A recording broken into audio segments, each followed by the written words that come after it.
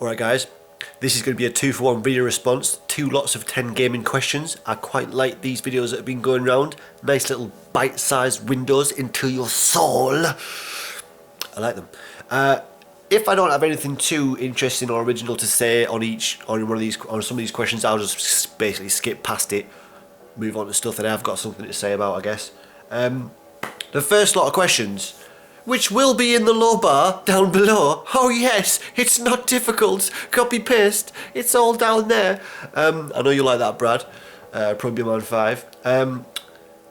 So, questions. The first lot of questions are from NES Nutter, formerly Cubemeister General, of course. I'm sure you all know who he is. If you do not, links in low bar. Right, the first one is, game you got most angry playing? Well, on this occasion, although if you ask me another day, it might be a different, game that I mention. I'm going to say Applejack 1 and 2 on the Xbox Live, a game that I've touted a lot, and I've really recommended it. So why would I say that this is what the game I got most angry playing? It's because the levels are so fucking hard, and not unfairly hard. That's what's great about it. It's just lots of skill needed, and lots of thinking. You have to actually think about how to control to complete the levels, and for a platformer these days, that is rare. Applejack, guys, I don't know how many times you got to say this before you go and fucking play the games. Applejack 1 and 2, they're about 60p on Xbox Live, an indie game. I'm waiting. In fact, you can pause this. I don't need to wait. You can pause this video, go and buy it now. Both of them, there's 2 of them. Come back, we'll finish. Okay? Good. So that's the game I got most angry playing, just on account of it being really difficult. Until you figure out what you're supposed to do, and then you have to try and execute it, and it's still difficult for a while, and then you execute it, and then you jizz in your pants, metaphorically speaking, of course. That would be a bit messy and disgusting. Right. Number 2, emulation, yes or no? A huge resounding yes! Emulation is freedom. Might sound a bit of an overstatement, but hear me out. The seesaw of corporate to public power is really badly weighed in favour of the corporate, okay? And this touches all aspects of the commercial world. And we see it, of course, with the strikes, people getting strikes for copyright on videos that aren't even monetized. So who the fuck cares? You're not making any money of it, you're not stealing the content, you're sharing it. They haven't lost the content. Copying is not theft. If I copy it, you have yours left. Or something like that. Video in low bar if you haven't seen it. Great comedy animation about why copying is not theft. Anyway, could veer on to that area, that topic for a long time, so I'll try not to. Emulation is, of course, you all agree, I'd imagine, unless you are bizarrely insane in the head, emulation is one of our best hopes for preserving retro games into the future. As machines die out, as games become more scarce and fail, emulation will be the only thing that you can go back and play a lot of these games that aren't, obviously some of them are plucked and reimagined, re-released and all that kind of thing, but the original stuff, emulation, a lot of it is going to be the only way to play a lot of it. It'll be lost to time, and that'll be a shame. But more than that, after you finish selling a product, right, and it's no longer on the shelves, it's no longer making any money for anybody, it's no longer being sold, that art is out there in the world. That's it. That art is out there in the world. This culture of trying to squeeze money out of the same thing year after year, or repeatedly, down the line, re-releasing stuff, trying to restrict the originals in order to sell you the new stuff, which we've seen with things like, the PlayStation 4 not being backwards compatible, and yet they'll be releasing old PlayStation stuff on some kind of live service, which no doubt you'll have to pay for. That kind of trend towards trying to strangle out the original stuff in order to be able to sell you it again potentially at some point down the future is just insidious. Once you've created your art and you've made your money off it initially, it's out there, it's gone. The art is in the world. Can you imagine trying to restrict writing in the same way? A poem, once it's released, is out there. It's gone. Right, maybe that's a bad example. You don't tend to make too much money from poetry and selling it in the same way, but in terms of artistic creation, it's gone, it's out there, it's in the world. So emulation just lets more people experience fun stuff. Now, if you're somebody who says that it hurts the industry and stuff, that is only true for brand new things.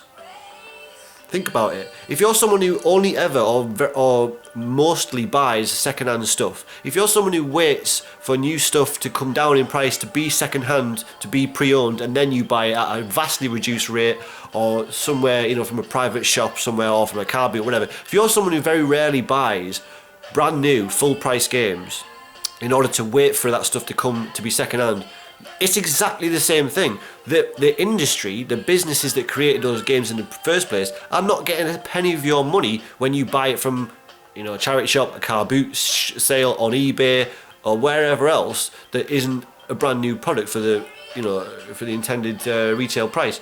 So it's the same thing.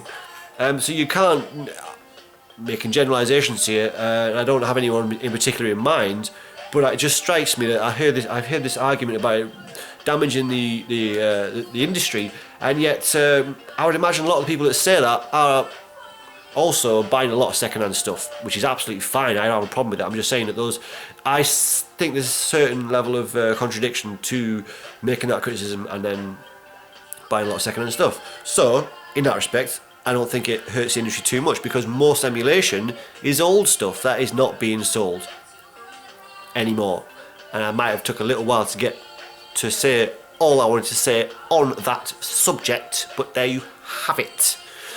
Right, yeah. But definitely emulation for it, yes, awesome. Although saying that, in my own collection, I need to have box complete originals, which touches on another question coming up soon, for my original collection. So I have a Mega Drive collection, extensive, probably about 600 Mega Drive games. Is that ridiculous? There isn't 600 games on the Mega Drive. What am I talking about? I think I have about between 300 and 400 original Mega Drive games. You know, so when it comes to collecting, I like to have the original. I do like to have the original for systems that mean something to me. For other systems that don't really mean anything, I will get on emulation and stuff like that. Like the Wii, there's a lot of stuff on there. Want to play, don't really care enough to spend loads of money trying to find it, so I'm going to get a cracked Wii and play a lot of stuff on that. But yeah, for those consoles that mean a lot to me in terms of nostalgia, I prefer to have the originals. But I'm all for emulation. Went on for ages about that one. I do apologise. I might yet split this into 2 videos instead of 1. See how long it goes. We'll see. Number 3. When you were young, where did you buy your games? Sorry, that sentence was, when you were young, where did you buy your games? That's better. Chips. Chips was a chain of game stores that was awesome, and I don't know if there's any left now. There's not many if there is. I think there might still be one in Stockton. I haven't been there for a long time though. But Chips, awesome. That's it. That's where I went. Right, number 4, favourite looking console. Now you might all think that this is a subjective question, as if it's just down to personal taste. You'd be wrong. There is an objective and factual answer to the best looking console, and I shall enlighten you now. It is the Master System 1. Now, didn't say that quite right. It is the Master System, but it's the original Master System, and I'm not even talking the original, the black one that you all know and love. I'm talking about the original Master System, and that is the machine that was released in Japan called the Sega Mark III, and it looked like this. Get a load of that. The Sega Mark III. The Master System as it was released in Japan, before it then got redesigned into the original black slab that we all know and love with the red detail. But that is the Sega Mark III, and that is the coolest console of all time, aesthetically. I also love the first, the original Master System that we got here. Of course, that's awesome too. So that's my favourite looking console. Favourite gaming era? I don't really know for this. I've enjoyed them all equally. In my mind, I couldn't easily pick out an era that stood out as my favourite. So I don't know. I don't really have a good answer for that, so who gives a shit. Right, next one. Favourite game... Oh, no, wait, no. If Next Gen was download only, would you buy it? No, I wouldn't. I would like to be able to stick to that resolutely for all eternity, but you don't know what's going to happen down the line. Many reasons why I wouldn't I'm not gonna if the next gen is download only. Obviously, we're talking about next gen after Xbox One now, because obviously they've got discs. Although they tried to go download only, and there's lots more restrictions on usage of discs and yada yada yada. Potentially. Anyway, if it's downloaded, probably not. I would like to be able to stick to that forever, but you don't know what happen in the future. Like if that stuff becomes very very cheap, I might consider it worth it if there's a lot of really cool stuff to be done.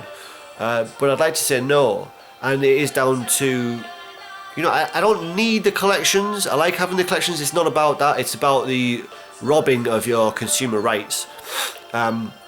If you can't sell the thing on, you do not own it. You just don't. You don't own it if you can't sell something on. You know, all the games we resell on eBay to fund new purchases, gone out the window. Everything you buy, all that money is just in that. That's it. That's forever. You made a decision. That's it. You make a decision on digital content. You bought it. That's it. There's very rarely any refunds unless there's some kind of fault. In my experience, anyway. If you tell me stories to the contrary of that, but there's basically no refunds with digital content. Like let's say, unless there's been a fault, you can't sell it on. You know, it's and they can dictate the price forever. So there's no like second-hand market where prices will eventually come down with stuff that you're patient enough to wait for. They will be able to set the prices at a level forever. And you know, it's stuff like, and obviously the problems with the servers going down in the future, consoles failing and being replaced and losing access to all that content. They can just turn it off like that, and you lose everything that you spent money on, and you weren't able to shift it, you know, before that happened. So it's a terrible direction for the gaming industry to go. It really is. In the current circumstances, like if you could sell on your digital content, if you could get refunds, if if there was some kind of way of ensuring that that content will be reusable in future on future consoles or whatever. I don't know exactly how that would work, but there's too many problems with it, and it really does take away consumer rights, and they're desperately trying to do that because they want to be able to control your purchases in that way. And people say, well, Steam already exists. Yeah, Steam already does exist, but the games are a lot cheaper on there, and that makes a big difference. If you're spending money on digital content, you won't be able to move on or sell or whatever. If you spend a lot less on it, you know, it's not as big a problem. It's still an issue, but whatever. And I have bought digital content here and there. I have bought some digital games. Indie games, I will support indie studios by buying digital only games because they haven't been able to afford to release a physical version. So it's it's good to support them in that respect. Anyway, so I would like to say no, but again, if that stuff later down the line even further became really really cheap, I might do it, but I'd like to say no. And I've got so many games to be getting on with. I already don't feel like I'm going to miss out on the 8th generation. Anyway, blah de blah de blah. Favorite game character? I don't really have a favorite game character. I don't know. Favorite game character? Chun-Li, is it Chun-Li? The drunken kung fu master from Virtua Fighter. He's pretty cool. Yeah, go with him. Ask me tomorrow, I'll give you a different answer. Game series you have always hated. I don't know if I can ever say that I've really hated a game series, but I will tell you a game that I pretty much hate right now, and that is fucking Candy Crush. Fucking Candy Crush. Now, my girlfriend gives me shit for playing this game because, you know, it's like one of those generic Facebook type games where everyone's sending out fucking invites and all the rest of it shit. But I will tell you now, I'm on level 352 and I have never once bought a single thing from Candy Crush. I've never bought any extra lives, never bought any extra time, never bought any power-ups, never spent a fucking penny on Candy Crush. I got to level 352 so far. Because I've discovered that you can cheat on there, and everyone probably already knows this, but if you run out of lives, if you reset the date on your phone to the next day, or next few hours, or whenever it needs to be, next day if it's those challenge, in between level challenge things, you know what I mean. You can mess with your date and time basically to get your lives instantly, so you don't have to wait and you don't have to buy stuff like lives and whatever.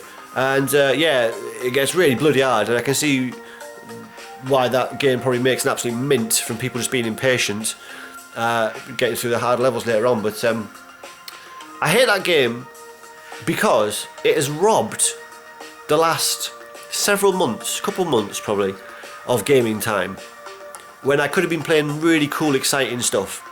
You know, I got a 360 over there with a bunch of games that I haven't played yet, a DS with a load of games that I haven't played yet, and you know, all hundreds of what else in my game collection. That gaming time has been robbed by Candy Crush. It is addictive to the point of insanity. But yeah, so I hate that game, but I can't stop playing it. Right, disc cart only or boxed and complete? Yeah, again, from the Mega Drive collection, it's got to be boxed and complete. I can't bear having a incomplete game in the Mega Drive collection. Yeah, Xbox similar.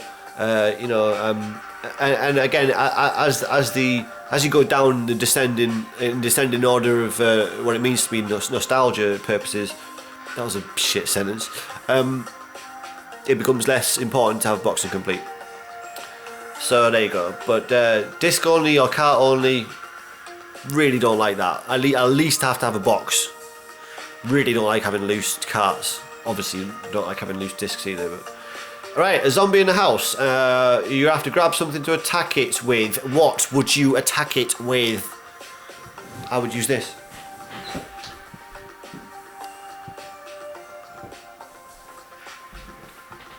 I would use Nitro. Nitro would attack the zombies with his big claws.